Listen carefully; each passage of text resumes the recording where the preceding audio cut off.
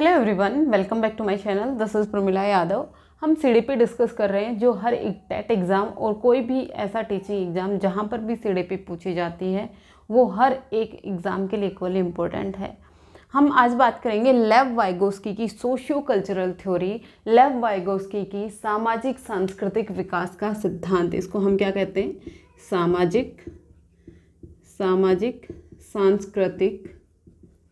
सामाजिक सांस्कृतिक विकास का सिद्धांत। पहला क्वेश्चन तो आपसे यही पूछा जा सकता है कि सामाजिक सांस्कृतिक विकास का सिद्धांत सोशियो कल्चरल थ्योरी है, ये किसने दी थी? ये लेव वाइगोस्की ने दी थी। लेव वाइगोस्की है वो एक कंस्ट्रक्टिविस्ट है, वो रचनावादी हैं, वो संरचनावादी हैं। वो कौन से स्कूल ऑफ साइकोलॉजी से हैं? संरचनावादी स्कूल ऑफ साइकोलॉजी से ये बिलोंग करते हैं। जैसे जीन पियाजेट हो गए, जैसे ब्रोनर हो गए, उन्हीं के ये कंटेम्प्रेरी थे। ये मानते हैं कि बच्चा अपने ज्ञान का निर्माण खुद कर सकता है, बच्चा अपने जो कॉग्निशन है उसका डेवलपमेंट खुद ब खुद कर सकता है जब वो सोसाइटी के साथ इंटरेक्शन करता है। इसको सोशल कंस्ट्रक्टिविस्ट कहा गया है, इसको सामाजिक संरचनावादी कहा गया है। क्या कहा गया है? सामाजिक संरचनावादी। सामाजिक संरचनावादी जो लेव वाइगोस्की हैं वो सोसाइटी को इम्पोर्टेंस देते हैं, कल्चर को इम्पोर्टेंस देते हैं कि बच्चा जिस भी सोसाइटी में रह रहा है, जिस भी कल्चर में रह रहा है, वो उसके कोग्निटिव डेवलपमेंट को प्रभावित करता है। उसके अलावा मैं जीन पियाजेट की बात करूँ तो जीन पियाजेट को रेडिकल कंस्ट्रक्टिविस्ट कहा गया है, लेकिन जो लेव वाइगोस्की हैं उनको सोशल कंस्ट्रक्टिविस्ट कहा गया है। ये बात भी आपको ध्यान रखनी है। कंस्ट्रक्टिविस्ट संरचनावादी जितने भी साइकोलॉजिस्ट हैं वो मानते हैं कि बच्चा अपने ज्ञान का निर्माण खुद करता है जब वो अपनी समाज, सोसाइटी, अपने आसपास के लोगों के साथ अंतःक्रिया करता है, इंटरेक्ट करता है, वो उनके एक्सपीरियंस से अपनी जो ज्ञान है उसका निर्माण करता है। जो लेव वाइगोस्की है, इन्होंने अपनी जो थ्योरी है उसमें 3 चीज़ों को सबसे ज़्यादा इम्पोर्टेंट माना है। पहला है समाज, जिसको हम कहते हैं सोसाइटी। दूसरा है संस्कृति, जिसको हम कहते हैं कल्चर, संस्कृति। और तीसरा है भाषा यानी लैंग्वेज। इन तीनों चीज़ों को बच्चे के कोग्निशन डेवलपमेंट में इम्पोर्टेंट माना है। जहाँ पर भी आपको समाज, संस्कृति और भाषा का क्वेश्चन आता है तो समाज, संस्कृति और भाषा को इम्पोर्टेंस किसने बताया है? लेव वाइगोस्की ने बताया। लेव वाइगोस्की कहते हैं कि बच्चे के कोग्निशन के डेवलपमेंट में उसकी समाज और संस्कृति का सबसे ज़्यादा अहम रोल होता है। ये मानते हैं कि हर एक कल्चर का, हर एक सोसाइटी के बच्चे का जो कोग्निशन है वो अलग तरह से डेवलप होता है। जैसे जीन पियाजेट मानते हैं कि बच्चे का जो कोग्निशन है वो यूनिवर्सल है।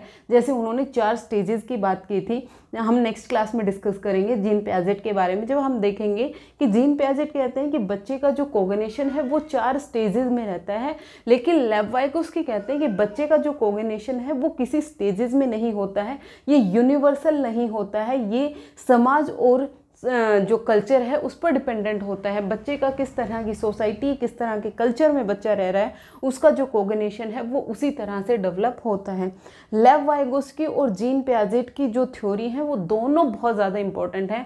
उसमें से डिफरेंस भी पूछा जा सकता है। जैसे आपसे पूछ लेगा कि कोग्निशन डेवलपमेंट को यूनिवर्सल किसने कहा है और सोसाइटी कॉन्टेक्चुअल डेवलपमेंट किसने कहा है, तो कॉन्टेक्चुअल डेवलपमेंट है वो कहा है लेव वाइगोस्की ने और यूनिवर्सल कहा है जीन पियाजेट ने। आपको इन दोनों में डिफरेंस है वो बहुत अच्छे से क्लियर होना चाहिए।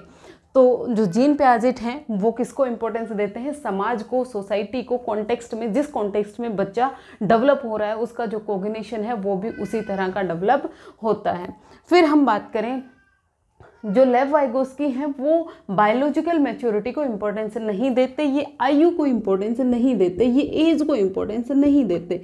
ये मानते हैं कि किसी भी उम्र के बच्चे को हम कुछ भी सिखा सकते हैं। सिर्फ और सिर्फ आपको क्या करना है? सिर्फ और सिर्फ आप उसको सोसाइटी के साथ इंटरेक्ट करवाइए।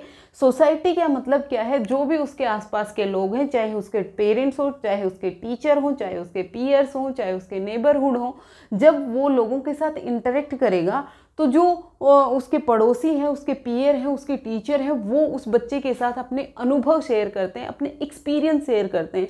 तो बच्चा उन एक्सपीरियंस से अपना जो कोग्निशन है उसको डेवलप करता है, अपनी जो मेंटल एबिलिटीज़ हैं उनको डेवलप करता है। सबसे पहले बच्चा क्या करेगा? सोसाइटी के साथ इंटरेक्ट करेगा, अपने आसपास के लोगों के साथ अंतःक्रिया करेगा, बातचीत करेगा, उस बातचीत से वो कुछ अनुभव गेन करता है, एक्सपीरियंस गेन करता है, और उस एक्सपीरियंस को वो इंटरनलाइज करता है, आत्मसात करता है, अपने अंदर समाहित करता है। जैसे किसी भी सोसाइटी की कुछ नियम हैं, कानून कायदे हैं, नॉर्म्स हैं, वैल्यूज़ हैं, कस्टम्स हैं, उन सबको वो अपनाता है उस सोसाइटी में एडजस्ट होने के लिए।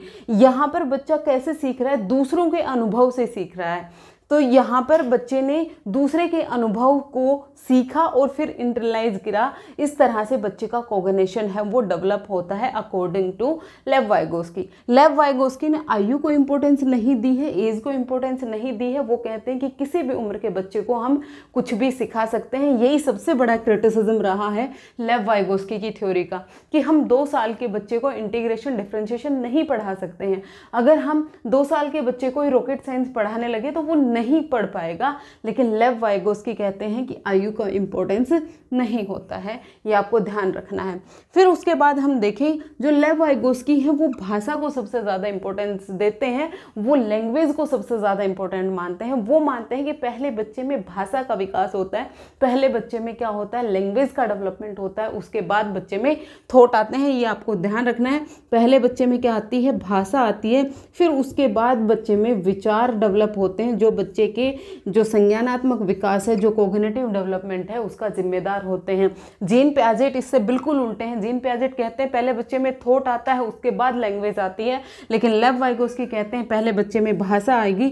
बच्चे के कॉग्निशन के लिए, बच्चे के संज्ञानात्मक विकास के लिए भाषा का डेवलप होना ज़्यादा जरूरी है, क्योंकि जब तक बच्चे की भाषा डेवलप नहीं होगी तब तक वो अपनी सोसाइटी के साथ इंटरेक्ट नहीं कर पाएगा, अंतःक्रिया नहीं कर पाएगा। अगर वो अपनी सोसाइटी के साथ अंतःक्रिया नहीं करेगा तो वहाँ पर बच्चे के सोशल डेवलपमेंट नहीं होगा। सोशल के साथ साथ वहाँ पर बच्चे का कॉग्निशन भी डेवलप नहीं होगा, क्योंकि वो दूसरों के एक्सपीरियंस नहीं समझ पाएगा। जो दूसरे अपने एक्सपीरियंस उनको बता रहे हैं वो उसको समझ नहीं पाएगा। जैसे जिसको कुछ बच्चे ऐसे होते हैं जिनको हिंदी है वो नहीं आती है, जैसे जो हिंदी भाषी क्षेत्र से बच्चे नहीं हैं, उनको हिंदी भाषा नहीं आती। अगर हम उन्हें हिंदी में कुछ सिखाने लगे तो वो नहीं सीख पाएंगे। क्यों? क्योंकि उनको भाषा का ज्ञान नहीं है। इसी लेव वाइगोस्की कहते हैं कि बच्चे के कॉग्निशन के लिए, बच्चे के संज्ञानात्मक विकास के लिए सबसे ज़्यादा जरूरी है कि पहले बच्चे में भाषा का डेवलपमेंट हो, बच्चे में लैंग्वेज का डेवलपमेंट हो। तो ये कहते हैं कि जो भाषा है, जो लैंग्वेज है, वो विचारों से पहले आती है, थॉट से पहले आती है। इंपॉर्टेंट पॉइंट है, आपको याद रखना है। फिर उसके बाद हम बात करें, ये मानते हैं कि जो बच्चे का कॉग्निशन है, बच्चे का जो विकास है, वो कैसे होता है जब वो अपने से मोर नॉलेजेबल अदर के साथ इंटरेक्ट करता है। अभी हम बात करेंगे MKO की, मोर knowledgeable other. More knowledgeable other कौन होता है? जो इस बच्चे से ज़्यादा जानता है। अगर बच्चा कुछ सीखना चाहता है तो वो किससे सीखेगा? जो उससे ज़्यादा जानता हो, मोर knowledgeable other. More knowledgeable other है वो कौन कौन हो सकता है? मोर नॉलेजेबल अदर है वो उसका टीचर हो सकता है, उसका पीयर हो सकता है, उसके पेरेंट्स हो सकते हैं, उसके नेबर्स हो सकते हैं, और मास मीडिया भी हो सकता है। जैसे टूल्स एंड टेक्नोलॉजी की हम बात करें, कुछ टेक्निक्स होते हैं, कुछ टूल्स होते हैं जिनके माध्यम से भी बच्चा सीखता है। तो वो सब चीज़ें किस में आ जाती हैं? मोर नॉलेजेबल अदर में आ जाती हैं। मोर नॉलेजेबल अदर कोई भी एक पर्सन हो सकता है जो उससे ज़्यादा जानता है। जब बच्चा उसके साथ अंतःक्रिया करेगा तब बच्चा है वो अपना कॉग्निशन डेवलप करेगा। उसके अलावा इन्होंने कोलैबोरेटिव लर्निंग की बात की है। ये एक इम्पोर्टेंट पॉइंट है लेव वाइगोस्की की थ्योरी का, कि ये कहते हैं कि बच्चे को कैसे सिखाएंगे। बच्चे की लर्निंग को इफेक्टिव करने के लिए सबसे ज़्यादा ज़रूरी है कि बच्चे को कोलैबोरेटिव लर्निंग कराएं। मतलब बच्चा कैसे लर्निंग करे? बच्चा ग्रुप्स में लर्निंग करे, बच्चा समूह में लर्निंग करे। जब भी बच्चा एक समूह बनाकर सीखेगा तो जो भी समूह के मेंबर हैं, जैसे मान लीजिए एक ग्रुप में 4 बच्चे हैं, तो चारों बच्चे हैं वो अपने अपने एक्सपीरियंस हैं वो शेयर करते हैं, एक दूसरे को असिस्ट करते हैं, एक दूसरे की मदद करते हैं उस प्रॉब्लम को सोल्व करने के लिए। तो जब बच्चा ग्रुप में सीखेगा तो सबसे बेहतर तरीके से सीखता है। आपसे क्वेश्चन पूछा जा सकता है कि कोलैबोरेटिव लर्निंग है, इसको सबसे ज़्यादा इंपॉर्टेंट किसने माना है? तो लेव वाइगोस्की ने माना है। लेव वाइगोस्की मानते हैं कि इफेक्टिव लर्निंग कराने के लिए या इफेक्टिव टीचिंग करने के लिए आपको किसकी ज़रूरत होती है? कोलैबोरेटिव लर्निंग है वो सबसे ज़्यादा इंपॉर्टेंट होती है। दूसरी बात, आपसे कई बार क्वेश्चन पूछा जाता है कि हम बच्चे को सिखाना चाहते हैं तो बच्चे को हम किस तरह से सिखाएं। ये कहते हैं कि जब आप बच्चे को कुछ भी सिखाना चाहते हैं तो वो बच्चे का जो पोटेंशियल है, बच्चे को जितना आता है उससे जस्ट अबो एक स्टेप आपको बच्चे को सिखाना है। आप बच्चे के लिए चैलेंजिंग टास्क लेके आएँ, लेकिन चैलेंजिंग टास्क अचीवेबल होने चाहिए, जिनको बच्चा अचीव कर सकता है। आप बच्चे के सामने ऐसे टास्क मत लेके आइए जिनको बच्चा अचीव ही नहीं कर पाता। सिर्फ आपको स्लाइटली ऊपर जाना है, थोड़ा सा ऊपर जाना है बच्चे के एक्चुअल पोटेंशियल से। अभी हम बात करेंगे जेडपीडी की, उसमें हम आराम से समझेंगे कि जेडपीडी क्या होती है। बच्चे को जितना आता है उससे जस्ट आपको थोड़ा सा चैलेंजिंग टास्क लेना है। जब आप थोड़ा सा चैलेंजिंग टास्क लेके आएंगे तो बच्चा अपना कोऑर्डिनेशन लगाएगा। जब वो ग्रुप में इंटरेक्ट करेगा, ग्रुप के जो मेंबर्स हैं सभी अपने अपने एक्सपीरियंस शेयर करेंगे, तो बच्चे को वो चैलेंजिंग टास्क है वो बहुत अच्छा लगेगा और उसको वो बेहतर तरीके से सीख पाएगा। तो इफेक्टिव टीचिंग करने के लिए हमें कोलैबोरेटिव लर्निंग की ज़रूरत पड़ती है जब बच्चा ग्रुप्स में सीखेगा, जब बच्चा अपने सहपाठियों के साथ में सीखता है, सबसे ज़्यादा इम्पोर्टेंट। फिर इसके बाद एक की पॉइंट था acquisition of speech. Acquisition of speech का मतलब क्या है कि बच्चे में स्पीच का आ जाना। देखिए जो लेव वाइगोस्की है वो बात करते हैं प्राइवेट स्पीच की। प्राइवेट स्पीच, प्राइवेट स्पीच क्या होती है, इसको हम इनर स्पीच भी कहते हैं, इसको हम इनर स्पीच भी कहते हैं। इनर स्पीच से, प्राइवेट स्पीच से बच्चा क्या करता है, बच्चा सेल्फ रेगुलेशन करता है। क्या करता है, सेल्फ रेगुलेशन, सेल्फ रेगुलेशन करता है। इसका मतलब क्या है, इसका मतलब समझिए। प्राइवेट स्पीच इंपॉर्टेंट पॉइंट है, अपने आप में बहुत बार क्वेश्चन पूछा जाता है। जब बच्चा अपने आप को असिस्ट कर रहा होता है, जब बच्चा अपने आप को ही गाइड कर रहा होता है किसी भी टास्क में, तो उसको प्राइवेट स्पीच कहते हैं। जैसे बच्चा कोई भी एक पजल को सोल्व कर रहा है और वो पजल सोल्व करते करते अपने आप को ही कह रहा है, नहीं ये ऐसे नहीं, मैंने ऐसे करना है, ये ब्लॉक मैंने ऊपर नहीं, ये नीचे लगाना था, ये लेफ्ट नहीं, ये राइट लगाना था। जब बच्चा खुद को ही गाइड कर रहा होता है, खुद से ही बातें कर रहा होता है, तो वो कौन सी स्पीच होती है, वो प्राइवेट स्पीच होती है। और प्राइवेट स्पीच का बच्चा किस में यूज करता है, सेल्फ रेगुलेशन में करता है। वो अपने आप को रेगुलेट कर रहा होता है प्राइवेट स्पीच के दौरान। प्राइवेट स्पीच है ये अपने आप में बहुत इंपॉर्टेंट है लेव वाइगोस्की के अकॉर्डिंग। लेव वाइगोस्की कहते हैं कि बच्चे में जब प्राइवेट स्पीच आ जाती है तो वो अपने आप को सेल्फ रेगुलेट करता है, उससे बच्चे का जो कोऑर्डिनेशन है वो बहुत बेहतर तरीके से डेवलप होता है। प्राइवेट स्पीच के साथ साथ ही जो जीन पियाजेट हैं वो ईगोसेंट्रिक स्पीच की बात करते हैं। ईगोसेंट्रिक स्पीच है उसको जो लेव वाइगोस्की हैं, जीन पियाजेट हैं, वो ईगोसेंट्रिक स्पीच को किसी काम की नहीं मानते। वो मानते हैं कि जो ईगोसेंट्रिक स्पीच है वो किसी काम की नहीं होती, वो बच्चे के कोऑर्डिनेशन में बिल्कुल भी मदद नहीं करती। उसी ईगोसेंट्रिक स्पीच को लेव वाइगोस्की ने नाम दिया है प्राइवेट स्पीच, और ये कहते हैं कि ये बहुत इंपॉर्टेंट होती है बच्चे के कोऑर्डिनेशन के लिए। और जो ये प्राइवेट स्पीच है ये कब डेवलप होती है, जब बच्चा 3 साल का होता है। जब बच्चा 3 से 4 साल का होगा तब बच्चे में प्राइवेट स्पीच है ये डेवलप हो जाती है, वो अपने आप को रेगुलेट करने लगता है। देखिए जो स्पीच है ये 3 टाइप की होगी। सबसे पहले जो स्पीच आती है वो आती है सोशल स्पीच, सोशल स्पीच। फिर उसके बाद आती है प्राइवेट स्पीच, प्राइवेट स्पीच। और जो थर्ड स्पीच होती है वो होती है inner silent speech, inner silent speech. ये 3 टाइप की स्पीच होती है। सोशल स्पीच क्या होती है, जब बच्चा 1 से 2 साल का होता है तो वो अपनी बात दूसरों के सामने रखना सीख जाता है। जब उसे भूख लगी है तो वो ये कहना सीख जाता है कि उसे भूख लगी, उसे खाना चाहिए, उसे प्यास लगी, उसे पाना ही चाहिए। वो अपनी बातें दूसरों के साथ रखना सीख जाता है जब बच्चा 1 से 2 साल का होता है। तो ये कौन सी स्पीच होती है, ये सोशल स्पीच होती है, सामाजिक भाषण जिसे हम कहते हैं। फिर उसके बाद प्राइवेट स्पीच आती है जब बच्चा 2 से 3 साल का, या 3 से 4 साल भी आपको कई जगह देखने को मिल सकता है। जब बच्चा 3 से 4 साल में होता है तो बच्चे में प्राइवेट स्पीच है वो डेवलप हो जाती है। इसमें बच्चा अपने आप को रेगुलेट करता है, किसी भी प्रॉब्लम सॉल्विंग में, किसी भी समस्या समाधान में अपने आप को वो गाइड कर रहा होता है, तो उसको हम कहते हैं प्राइवेट स्पीच। फिर उसके बाद इनर साइलेंट स्पीच आती है। 5 से 7 साल में बच्चे में इनर साइलेंट स्पीच आ जाती है। यहाँ पर बच्चा है अब वो अपने आप को अब सेल्फ रेगुलेट नहीं कर रहा होता, वो अपनी प्रॉब्लम सॉल्विंग में, समस्या समाधान में अब वो बाहरी रूप से कुछ नहीं बोलता, अपने माइंड में ही वो कैलकुलेशन करता रहता है, अपने दिमाग में ही वो सोचता रहता है, बाहर बोलकर वो अपने आप को रेगुलेट नहीं करता। तो उसको हम कहते हैं इनर साइलेंट स्पीच। तो ये 3 टाइप की स्पीच थी जिसमें लेव वाइगोस्की ने सबसे ज़्यादा इंपॉर्टेंट किसको माना है, प्राइवेट स्पीच को माना है, जिसमें बच्चा सेल्फ रेगुलेशन करता है और वो 3 से 4 साल में बच्चे में डेवलप हो जाती है। एक चीज़ और होती है लर्निंग प्रोसीड डेवलपमेंट, ये मैं आपको बता चुकी हूँ। लर्निंग, पहले बच्चे में लर्निंग होगी, पहले बच्चे में अधिगम होता है, पहले बच्चे में क्या होता है, अधिगम होता है, और फिर उसके बाद बच्चे में डेवलपमेंट होगा। और मेनली हम किस प्रकार के डेवलपमेंट की बात करें, हम संज्ञानात्मक विकास के डेवलपमेंट की बात कर रहे हैं, संज्ञान का डेवलप होगा। बच्चा जब सीखेगा, पहले बच्चा लर्निंग करेगा, लर्निंग के बाद बच्चे में डेवलपमेंट होता है। और जीन पियाजेट बिल्कुल इससे अपोजिट कहते हैं कि डेवलपमेंट प्रोसीड लर्निंग, क्योंकि पहले बच्चे का जब डेवलपमेंट हो जाएगा, वो बायोलॉजिकल मैच्योरिटी को इंपॉर्टेंस देते हैं कि जब तक बच्चे में मैच्योरिटी नहीं आएगी, जब तक बच्चे में परिपक्वता नहीं आएगी, तब तक लर्निंग नहीं हो सकती। पहले बच्चे में मैच्योरिटी आएगी, पहले बच्चे में डेवलपमेंट होगा, फिर उसके बाद बच्चे में लर्निंग होती है।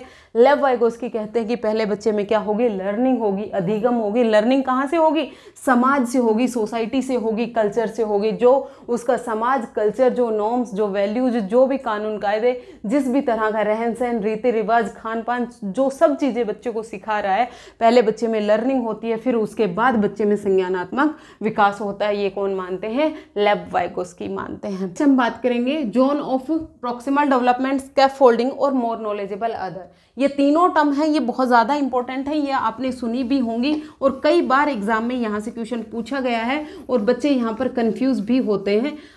ये हम एक एक करके डिस्कस करते हैं। जैसे मोर नॉलेजेबल अदर के बारे में मैंने आपको बताया, मोर नॉलेजेबल अदर, MKO, इसकी फुल फॉर्म भी आपको पता होनी चाहिए।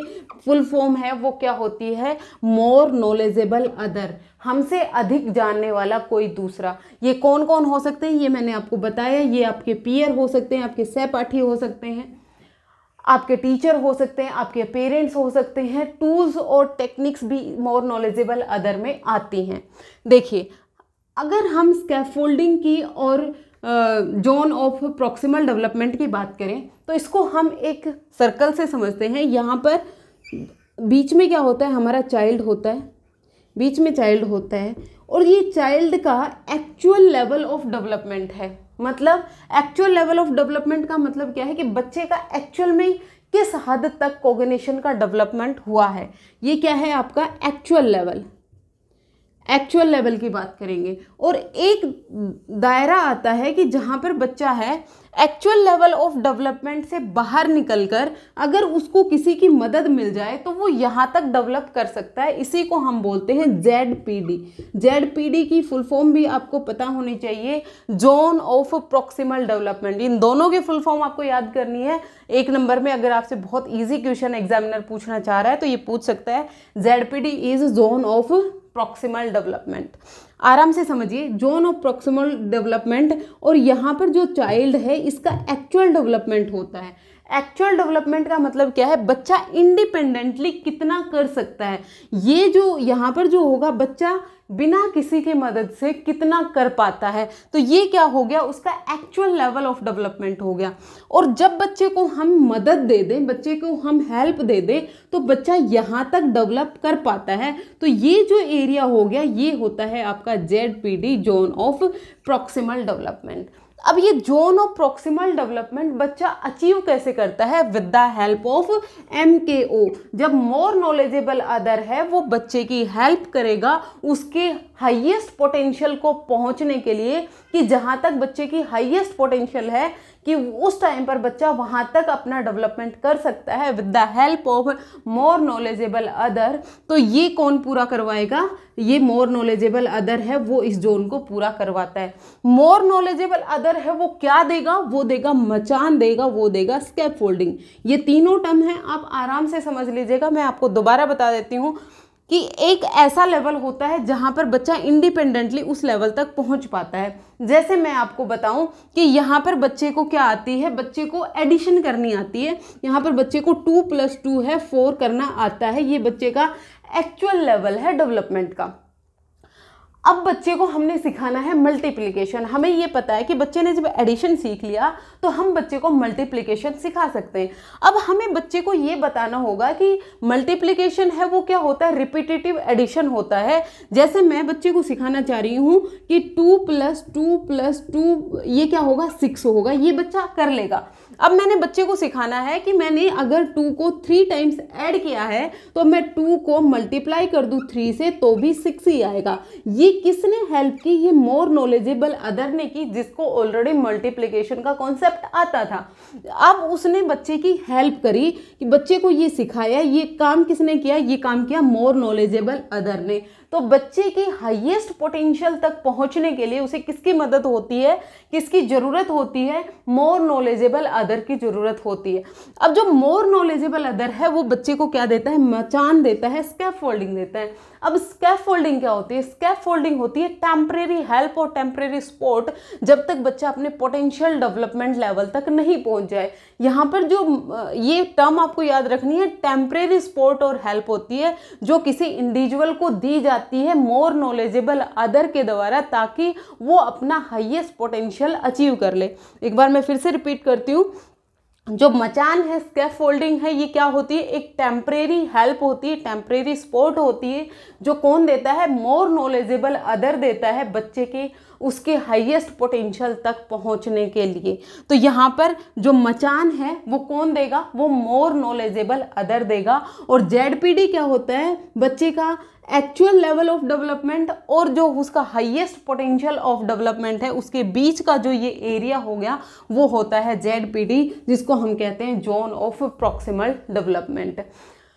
होपफुली आपको ये तीनों टर्म है ये क्लियर हो गई होंगी। इसके अलावा यहाँ से जो क्वेश्चन पूछा जाता है, एक क्वेश्चन और पूछा जाता है कि जो जेडपीडी है उसकी जो हम हेल्प चाहिए हमें, उसका जो यूज है हम कौन कौन से एरिया में कर सकते हैं, उसका हम टीचिंग और असेसमेंट दोनों तरीके से जेडपीडी का यूज कर सकते हैं। ये क्वेश्चन एक बार पूछा भी गया है, आपको याद रखना है।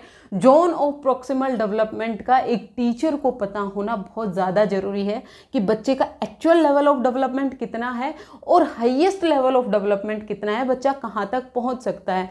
जब टीचर को जेडपीडी के बारे में पता होगा तो जेडपीडी है वो बच्चे की टीचर की मदद करेगा टीचिंग में भी और असेसमेंट में भी। प्राइवेट स्पीच की मैंने आपको बात कर ली है, स्कैफोल्डिंग मैंने आपको बता दिया है, मोर नॉलेजेबल अदर मैंने आपको बता दिया है, एक्विजिशन ऑफ स्पीच मैंने आपको बता दिया है। ये सब चीज़ें हैं ये लेव वाइगोस्की की सोशियो कल्चरल थ्योरी में पूछी जाती हैं। इससे बाहर कोई भी क्वेश्चन है वो नहीं पूछा जाएगा। एक बार मैं आपको समराइज करवा दूं, क्योंकि ये लेव वाइगोस्की की सोशियो कल्चरल थ्योरी है, अपने आप में बहुत ज़्यादा इंपॉर्टेंट है। यहाँ से हर एक टीचिंग एग्जाम, कोई भी ऐसा टीचिंग एग्जाम नहीं है जहाँ पे यहाँ से क्वेश्चन नहीं आते और इजी क्वेश्चन आते हैं। सबसे पहला क्वेश्चन यही बनता है कि सोशियो कल्चरल थ्योरी है, सामाजिक सांस्कृतिक विकास का सिद्धांत है, उसके प्रतिपादक कौन है, उसके जनक कौन है, उसके फादर कौन है, तो वो है लेव वाइगोस्की। लेव वाइगोस्की ने अपनी थ्योरी में 3 चीज़ों को इम्पोर्टेंट माना है। पहला है समाज, फिर है संस्कृति और फिर है भाषा। सोसाइटी, कल्चर और लैंग्वेज, इन तीनों को इम्पोर्टेंट माना है। बच्चे के कोग्निशन के लिए बच्चे की जो भाषा है, बच्चे की जो लैंग्वेज है उसका डेवलप होना ज़रूरी है। पहले बच्चे में भाषा का डेवलपमेंट होता है, फिर उसके बाद बच्चे में थॉट का डेवलपमेंट होता है। फिर उसके बाद हम बात करें कि पहले बच्चे में लर्निंग आती है, पहले बच्चा अधिगम करता है, अधिगम करने के बाद बच्चे में संज्ञानात्मक विकास होता है। इन्होंने अपनी थ्योरी में आयु को इम्पोर्टेंस नहीं दी है। ये मानते हैं कि किसी भी उम्र के बच्चे को हम कुछ भी सिखा सकते हैं। ये एक सोशल कंस्ट्रक्टिविस्ट हैं, ये एक सामाजिक संरचनावादी हैं जो कहते हैं कि जब बच्चा समाज के साथ, सोसाइटी के साथ अंतःक्रिया करेगा, इंटरेक्ट करेगा, तो वो अपने कोग्निशन का डेवलपमेंट है वो खुद ब खुद कर लेगा दूसरों के एक्सपीरियंस की मदद से। फिर उसके बाद हम बात करें कि इन्होंने 3 टाइप की स्पीच की बात की है। पहला कहते हैं कि बच्चे में सबसे पहले सोशल स्पीच आती है, जब बच्चा बोलना सीखता है, अपने विचार, अपने अनुभव, अपनी ज़रूरतें दूसरों के सामने जब वो एक्सप्रेस कर पाता है तो उसको हम सोशल स्पीच कहते हैं, जो बच्चे में 1 से 2 साल में आ जाती है, जब बच्चा बोलना सीख जाता है। उसके बाद दूसरी टाइप की स्पीच आती है जिसको हम कहते हैं प्राइवेट स्पीच। जो प्राइवेट स्पीच है इसका बच्चा यूज करता है सेल्फ रेगुलेशन में, अपने आप को गाइड करने के लिए। जब बच्चा कोई भी एक प्रॉब्लम सॉल्विंग कर रहा होता है, समस्या समाधान कर रहा होता है, तो वहाँ पर बच्चा अपने आप को गाइड करता है, अपने आप को वो इंस्ट्रक्शंस देता है ताकि उसका जो प्रॉब्लम सॉल्विंग है वो ईजी हो जाए। थर्ड टाइप की जो स्पीच होती है वो इनर साइलेंट स्पीच होता है। यहाँ पर बच्चा अपने कोग्निशन के लिए, अपनी प्रॉब्लम सॉल्विंग के लिए अब बोलकर अपने आप को रेगुलेट नहीं करता, वो अपने माइंड में ही कैलकुलेशन कर लेता है। ये 3 टाइप की स्पीच होती हैं। फिर उसके बाद हम बात करें, जब हम बच्चे की इफ़ेक्टिव लर्निंग करवाना चाहते हैं, बच्चे की बेहतर तरीके से लर्निंग करवाना चाहते हैं, तो हम कोलैबोरेटिव लर्निंग करें। जब बच्चा अपने ग्रुप्स में सीखेगा, जब बच्चा अपने ग्रुप्स में सीखेगा, सभी बच्चे एक दूसरे के साथ अपने एक्सपीरियंस शेयर करेंगे, एक दूसरे को असिस्ट करेंगे, एक दूसरे को गाइड करेंगे, तो सबसे बेहतर तरीके से वहाँ पर लर्निंग होगी। जो जितने भी कंस्ट्रक्टिविस्ट हैं वो मानते हैं कि जो टीचर का रोल होता है वो एज ए फैसिलिटेटर होता है, एज ए सुविधादाता होता है। जहाँ पर भी बच्चे को प्रॉब्लम आती है, जहाँ पर भी बच्चे को डिफ़िकल्टी आती है, वो उसके लिए एक फैसिलिटेटर का काम करेगा, सुविधादाता का काम करेगा। वो उसको एक टेम्परेरी हेल्प देगा, टेम्परेरी सपोर्ट देगा, वो उसको क्लूज़ देगा, वो उसको प्रॉम्प्ट देगा ताकि बच्चा उस प्रॉब्लम का सॉल्यूशन कर सके। जैसे बच्चा कोई समस्या समाधान कर रहा है और उसको डिफ़िकल्टी आ रही है, तो वहाँ पर टीचर है वो उसको डायरेक्ट आंसर नहीं बताएगा, या तो उसको वो हाफ सोल्व प्रॉब्लम देगा, आधा क्वेश्चन सोल्व करके दे देगा और फिर कहेगा कि आप इस तरह से करें, या फिर बच्चे को क्लूज़ देगा कि आप इस तरह से ये प्रॉब्लम का सोल्व कर सकते हैं। यहाँ पर जो टीचर है वो कंप्लीट सॉल्यूशन करके नहीं देगा। अगर आप बच्चे की इफ़ेक्टिव लर्निंग करवाना चाहते हैं तो आपको क्या करना होगा, आपको करना होगा आप बच्चे के साथ अपने एक्सपीरियंस शेयर करें, अपने अनुभव शेयर करें। बच्चा उन आपके अनुभव और आपके एक्सपीरियंस से ही सीखता है। फिर उसके बाद हमने बात की zone of proximal development, ZPD, scaffolding और more knowledgeable other. More knowledgeable other एक ऐसा प्राणी होता है, एक ऐसा इंसान होता है जो आपसे ज़्यादा जानना चाहता, ज़्यादा आता है उसको, जिसको आपसे ज़्यादा आता है वही आपकी मदद कर सकता है आपको कुछ भी सिखाने के लिए। फिर उसके बाद आती है स्कैफोल्डिंग, मचान। मचान एक टेम्परेरी हेल्प होती है जो कौन देता है, मोर नॉलेजेबल अदर देता है किसी भी बच्चे के हाईएस्ट पोटेंशियल तक पहुंचने के लिए। जो बच्चा है एक्चुअल लेवल जितना उसका कोग्निशन डेवलप हो चुका है, एक्चुअल लेवल इतना इंडिपेंडेंटली जो कुछ काम कर सकता है और विद द हेल्प ऑफ किसी की अगर उसे हेल्प मिल जाए तो वो कहाँ तक कर सकता है, उसके बीच का जो एरिया होता है उसको हम ZPD कहते हैं, जोन ऑफ प्रॉक्सिमल डेवलपमेंट कहते हैं। और जो ZPD है वो टीचिंग और असेसमेंट दोनों में ही हेल्पफुल होती है। ये सब था लेव वाइगोस्की की सोशियो कल्चरल थ्योरी में। होपफुली आपको इस थ्योरी में अभी कोई भी डाउट नहीं रहा होगा। अगर आपको फिर भी कोई डाउट रहता है तो आप मुझे कमेंट सेक्शन में ज़रूर पूछें, मैं ज़रूर से उसका रिप्लाई देने की कोशिश करूँगी। आज के लिए इतना ही, मिलते हैं नेक्स्ट क्लास में फिर से। Thank you very much.